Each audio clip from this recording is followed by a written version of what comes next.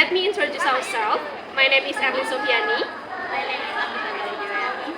My name is Alin Fitri Amalia. Oh, Jawa Timuran. My name is And my name is Adila Adriani Putri. And we would like to introduce you to the video about the Cak Gimbal, the entity and the tradition of Wonosobo, Central Java. So, enjoy the video.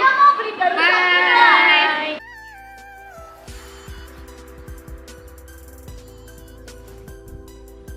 Indonesia dengan lebih dari 17.000 pulau adalah rumah bagi beragam suku, bahasa, dan budaya.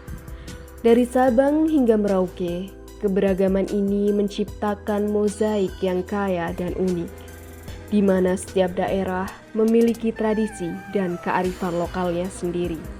Salah satunya adalah Kabupaten Wonosobo, Jawa Tengah. Di daerah Dieng, Wonosobo, terdapat anak gimbal atau biasa disebut Cak Gimbal yang menjadi entitas unik dan tradisi yang masih dipertahankan hingga sekarang. Nama saya Randy Alvaris Kurniawan, saya berasal dari Desa Surin Gede. Keluarganya atau kenalannya ada yang anak yang berambut gimbal ya? Ada beberapa orang dari keluarga saya yang berambut gimbal. Konon ibu saya juga dulunya berambut gimbal juga. Oh, ya. Kalau sejarah atau asal-usulnya, yang ada beberapa versi yang saya ketahui ada hubungannya dengan darah Majapahit yang ada di masyarakat Dieng sini. Sudah lama sekali. Seiring berjalannya waktu, jumlah anak gimbal itu juga semakin banyak juga ya. Jadi jumlah pastinya nggak ada yang tahu, tapi ya selalu bertambah.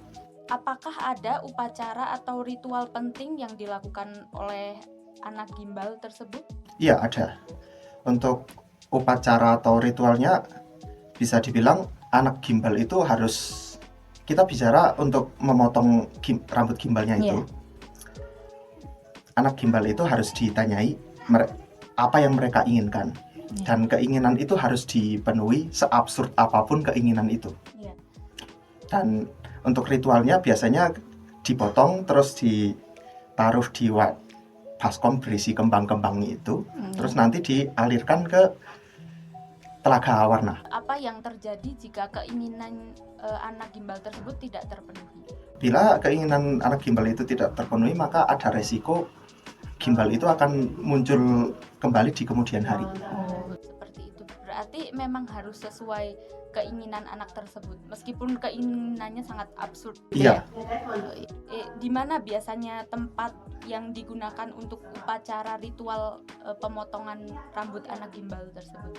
Sebenarnya kalau ritual pemotongan itu bisa dilakukan hampir di segala tempat ya. Bisa di rumah si anak itu, atau berada di lapangan juga bisa kalau lagi ada potong gimbal massal itu. Oh, iya. Biasanya kalau potong gimbal massal itu di mana lokasinya? Biasanya di daerah Dieng itu, ada yang di lapangan atau bisa di dekat telaga warna. Itu apakah awal terbentuknya rambut gimbal dari anak tersebut itu apakah memang dari lahir ataukah pas mereka bertumbuh seperti itu? Sebenarnya ada tanda-tanda tertentu saat anak itu mau gimbal. Biasanya mereka akan sakit dulu, sakit seperti panas atau gimana, dan sakitnya lumayan parah. Habis selang beberapa hari, biasanya akan muncul rambut gimbal tersebut. Berarti bukan dari lahir ya? Bukan. Oh iya. Bagaimana peran masyarakat dalam melestarikan tradisi anak gimbal tersebut di daerah Dieng ini? Peran masyarakat sebenarnya sangat ini ya. Mereka sangat melestarikan ini, kayak budaya-budayanya benar-benar dijaga, terus adat-adatnya benar-benar dijaga. Sampai saat ini budaya yang dulu dilakukan pada zaman dahulu, sekarang masih dilakukan dengan cara yang sama juga. Berarti masyarakat sini masih sangat menjaga adat tentang anak gimbal seperti itu? Iya, masih. Apakah ada keterkaitan antara anak-anak gimbal dengan alam sekitar pegunungan Dieng ini?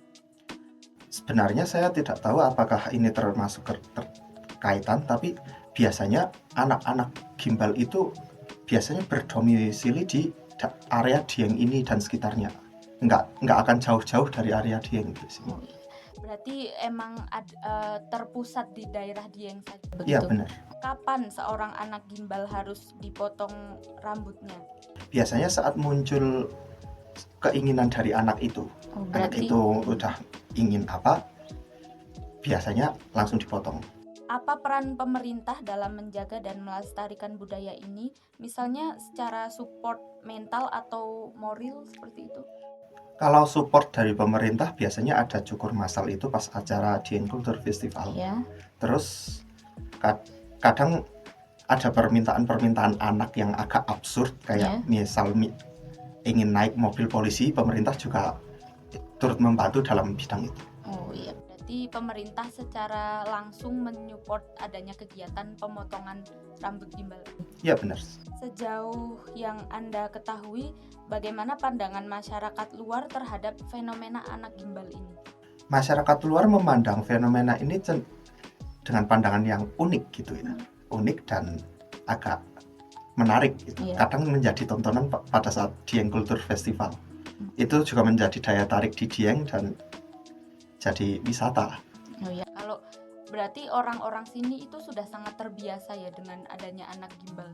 Iya, sangat terbiasa. Oh iya, tapi untuk orang luar mungkin sesuatu yang menarik. Ya, apakah ada permintaan anak yang terlalu berlebihan sehingga orang tuanya itu kurang mampu untuk memenuhinya seperti itu? Menariknya, permintaan dari si anak ini biasanya berkesinambungan dengan kemampuan finansial orang tuanya. Kalau orang tuanya kaya, biasanya permintaannya cenderung agak mewah. Tapi kalau orang tuanya tidak mampu, antara absurd atau permintaannya cenderung relatif bisa didapatkan dengan mudah. Oh, berarti itu kembali ke kehidupan anak dan orang tuanya itu seperti apa gitu? Menariknya seperti itu. Oh iya.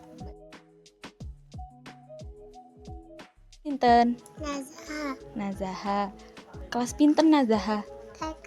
TK. Angsal ningali gembele? Cobi. Lihat. Gembele nyuwun nopo Nazaha? Tenda kali skuter. Napa? Tenda kali skuter. Pinter. Nazaha umur berapa?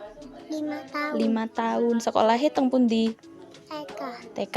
TK pundi? Teng kebon. Oh, teng kebon riko. Nggih.